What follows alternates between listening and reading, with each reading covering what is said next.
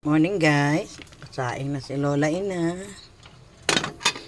At hindi ko alam ang tawag sa anong to eh. Basta maalat-alat siya, masarap. Inasnan, ayun, inasinan. Inasnan pinaalat. Basta yun na yun guys. Masarap siya. Tapos pagluto na, buhusan mo ng mantika. Masarap. O, tignan mo yung susunod kong lulutuin ha. Ito naman ang sunod guys. Yung Hokkaido, dinurog-durog ko.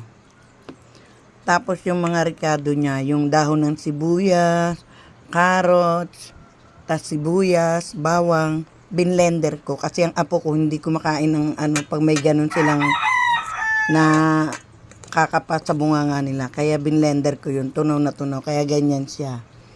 Yan, durugin nyo rin yung isda sa Hokkaido, tanggalin nyo yung sabaw. Ayan. Mamaya lalagyan ko siya ng harina at saka cornstarch. Itlog.